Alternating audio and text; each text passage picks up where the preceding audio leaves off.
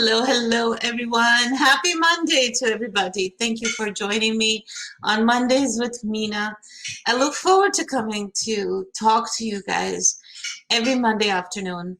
Well, Monday afternoon Eastern Standard Time, but wherever you are, hopefully you are joining me. I know we do have a few challenges when it comes to sharing the link with the session or getting the alert. So one of the first things I do as soon as I come on live is to share this live session with all of you so that you are able to join in wherever you are and you're able to engage with me. It's an important topic as always, and today's topic is all about those employment gaps that we worry about and we are paralyzed with.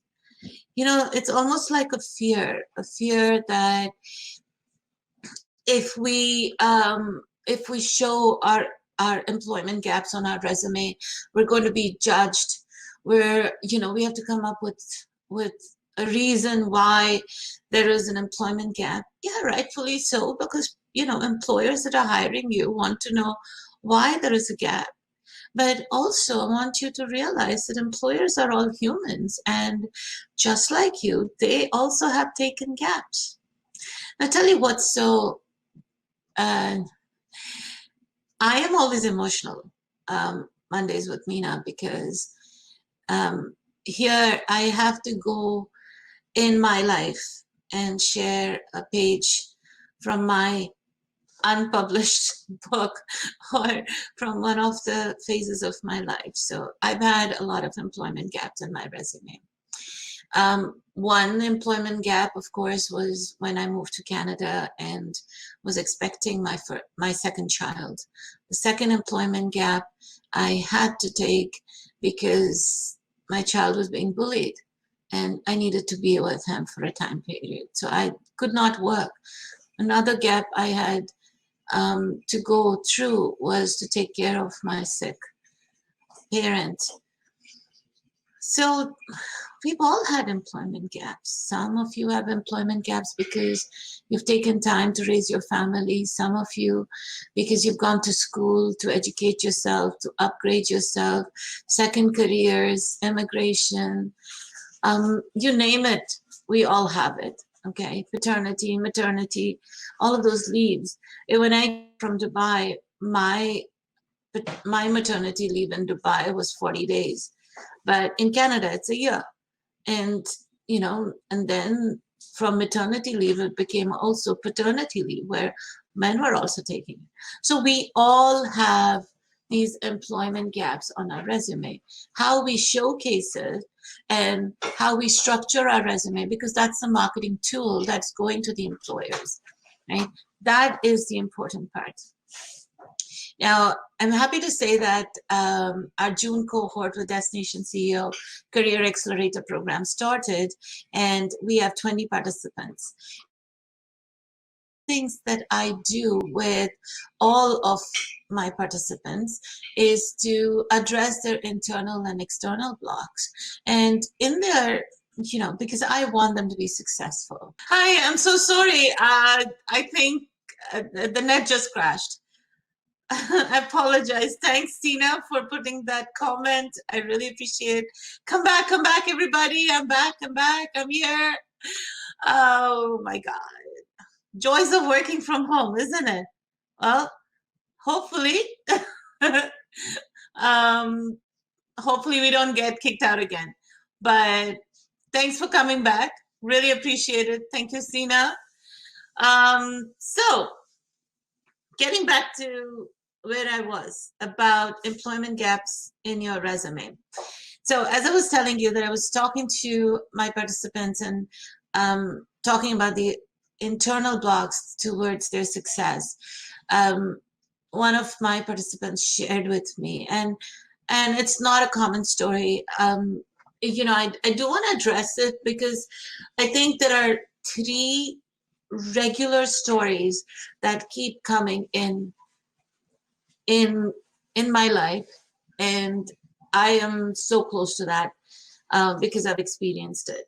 So one story has always been where women have taken time to raise their family, to have their children, or to get married and start a family, and they've lost out on a chunk of years to grow their family. And now they're back in the world of careers, and they're constantly questioning themselves. Why did I take that time off? Was that a wise decision? And one of the things that really hurts me is when women tell me that they feel they've wasted, the time raising their family. Not in terms of they really feel that they're wasted, but in terms of they feel that, now they're going to be judged on why they took that time. I keep saying to them, hey, you're not the only one. Please, I've done that. I have a huge, regardless of me having the Canadian experience or no Canadian experience, I've had to take time off at both times. And look, I'm still working, and I'm still desired by many companies. And if I can do it with my limited education, so can you.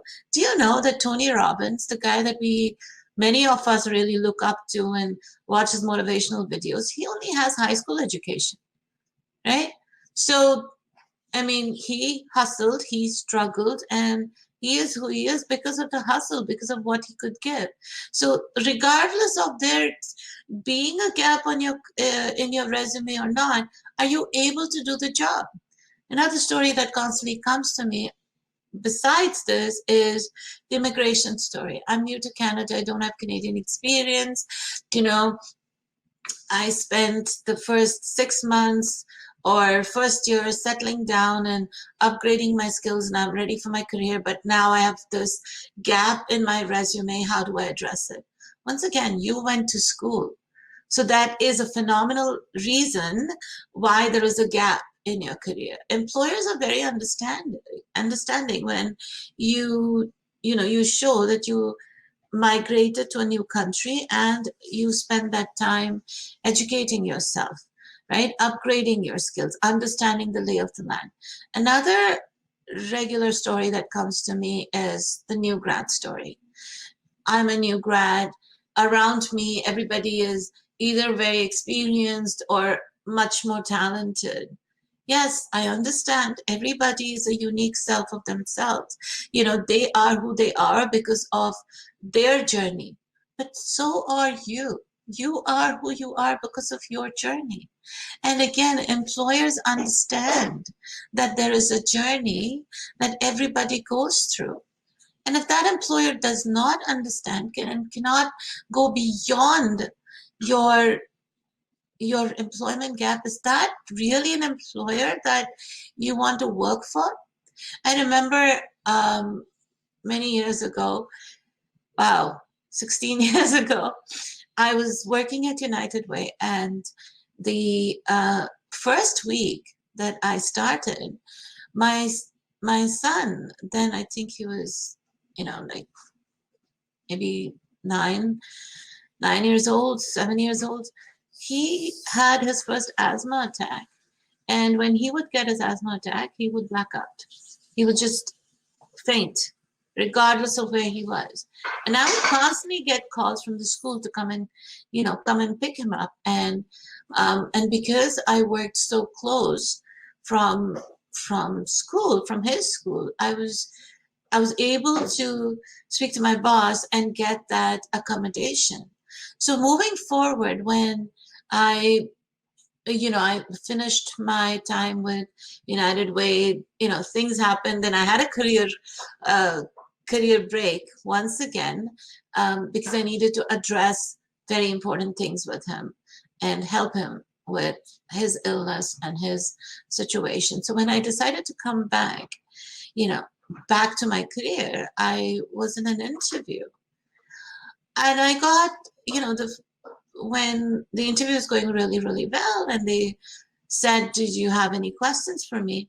I brought up the fact that I am going to require some accommodations because of my child.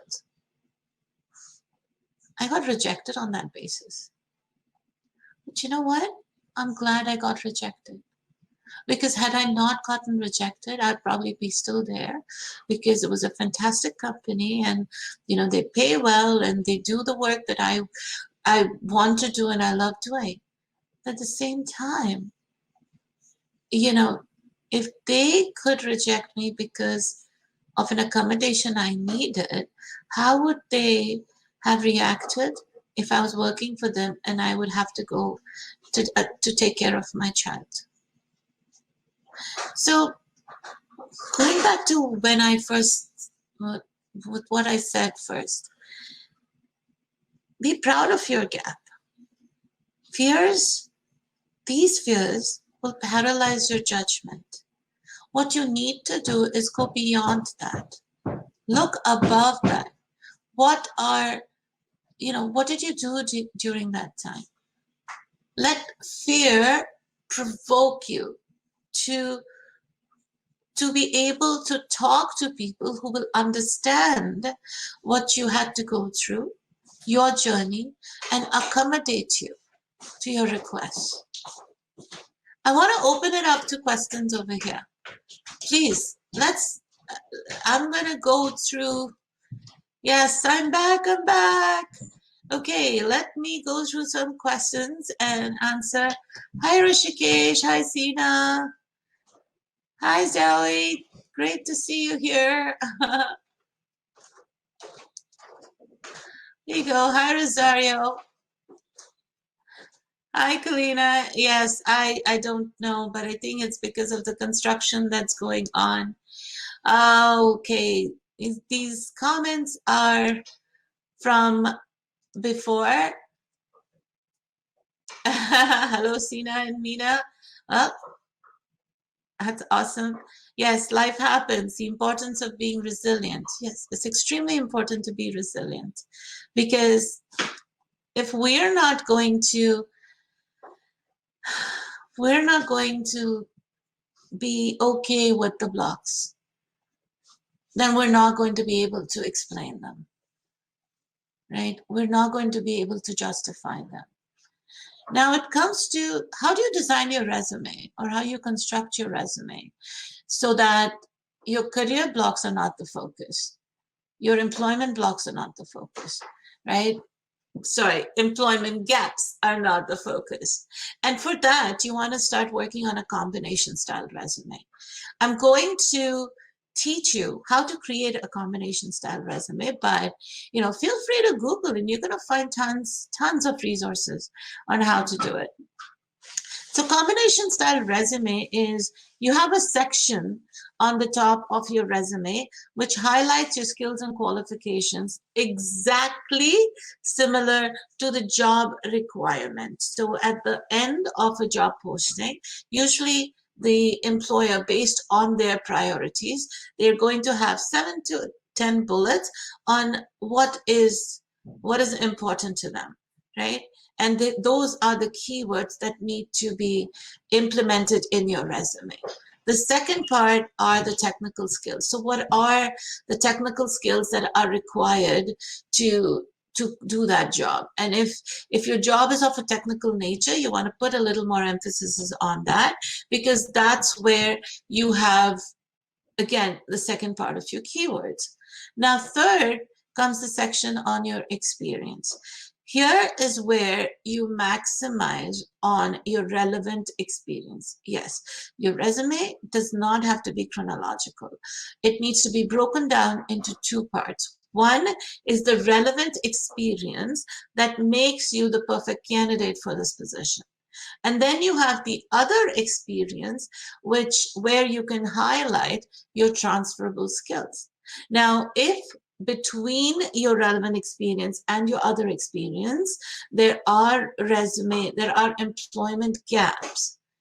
If you've gone to school, you may want to mention that in a one-liner. From this time to this time, I was in school.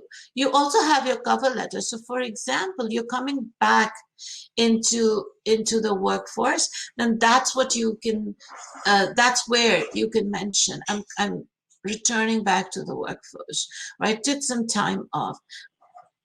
In an interview, somebody says, you know, I noticed that you've not been working from this time to this time.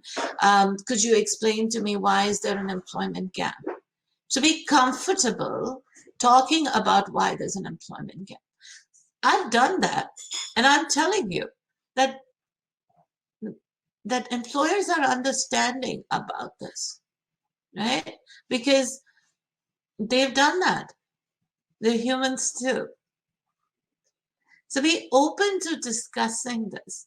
Now let's talk about some of the stories. I don't see many comments here. Come on, guys, share some comments. I'd also like to bring some of you on live on this chat so that we can talk about some of the challenges that you personally may be facing. So here's a challenge for all of you.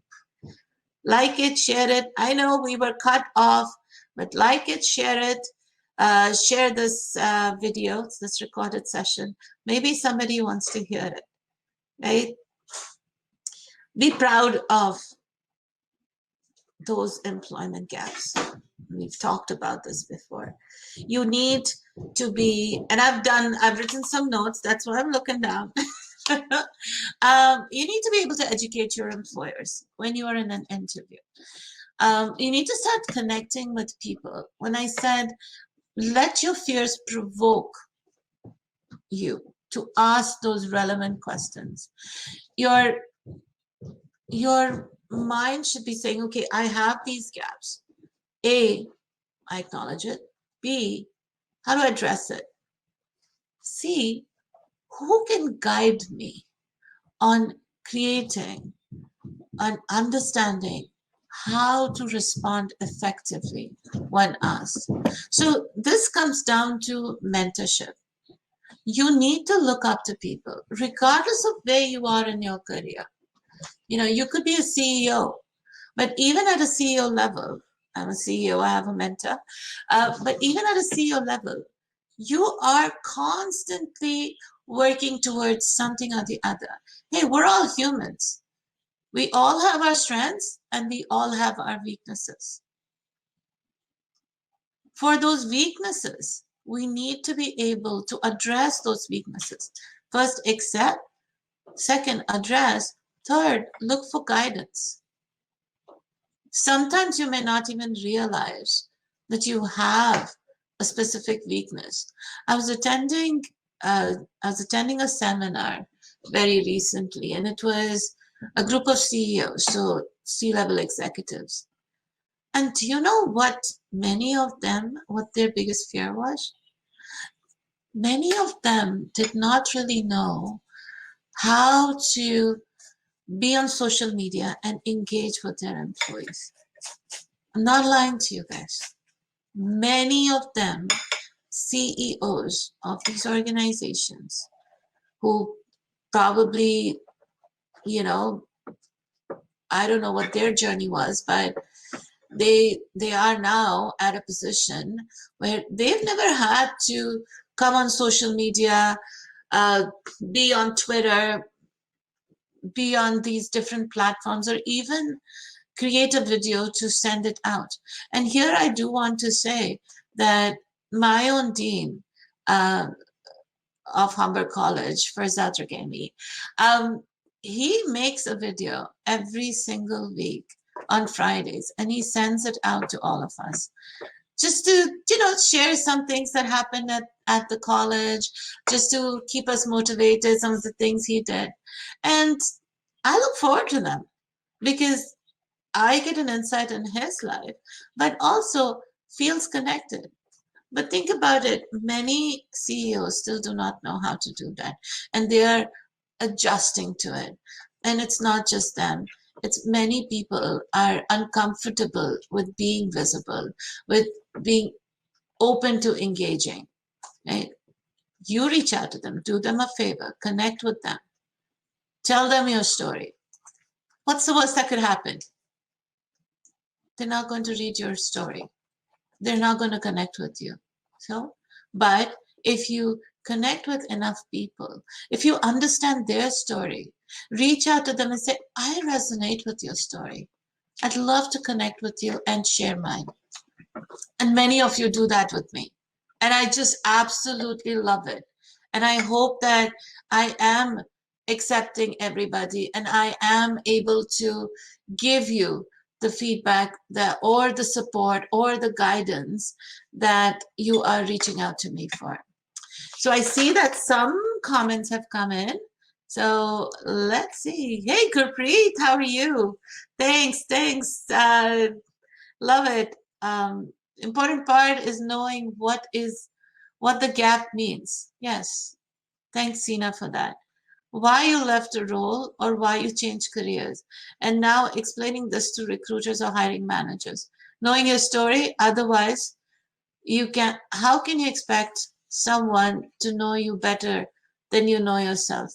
Exactly. I completely agree with you. I'm surprised I don't have a comment from Biju because he's always here to support me, but I'm sure he's busy. So, ladies and gentlemen, employment gaps. I shared a few stories on one of my first groups 5 years ago. I was hosting a session, Destination CEO session, to address these external and internal blocks. And I had these phenomenal people in my group, and each of them shared a story with me. Of course, due to character limitations, I couldn't put all of those stories. But look at my last post that I just posted on LinkedIn, and you'll be able to read those stories. Those people in 2015 felt they were unhireable. Yes, that's what they call themselves. Many of them just realized they lost a job that they've always been in, like 15 years, 17 years. Some are just getting started. Some are being discriminated because of their sexual orientation. There are a lot of reasons why you, me, we feel that we may be unhireable. But my love, my darlings, my adorable darlings, trust me, you are unique. You have something that someone needs. All you need to do is be comfortable sharing your story, sharing your skill, telling employers what difference you can make in their offices, in their empires, in their organizations. And the right employer is going to embrace you with open arms. So I have this awesome news to share. Actually, awesome news very soon. But anybody that has worked with me or that has had me as their coach, as their professor, knows that I very, very strongly believe that when you have a goal, a date, a target that you need to achieve something by, and you share that with somebody you trust or the public in some cases. In my case, I always say what I'm going to do. And I just make everybody else accountable for my actions.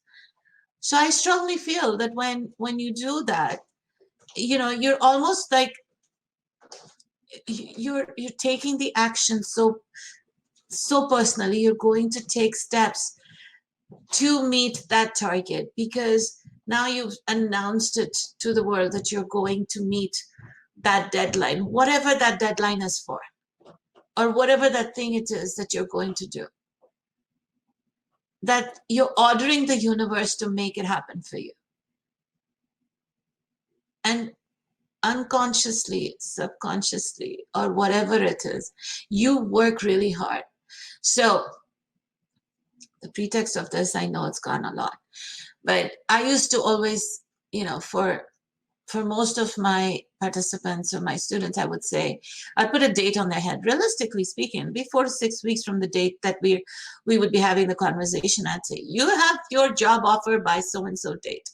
And somehow, magically, or hard work, it would come true. So we tested it with numerous people. I even tested it with the class, and I know that I posted a photograph of my entire class writing a date on their employment offers on a whiteboard, and all of them meeting it. So I know it can be done. And I'm letting you know that my June cohort has put those dates on themselves. So everybody's joined for a 5-week course, and most of them have put a 3-week window that they're going to meet their goals and their career goals in 3 weeks. So there is a hustle going on. We're going to be live. We are going to light up the LinkedIn platform. Everybody's going to be visible. We're going to be posting our stories. We're going to be posting our credible introductions. We're going to be tagging employers that we want to work for. We're going to reach out to leaders. Our mentors are going to be involved. We're going to be doing a lot of activity.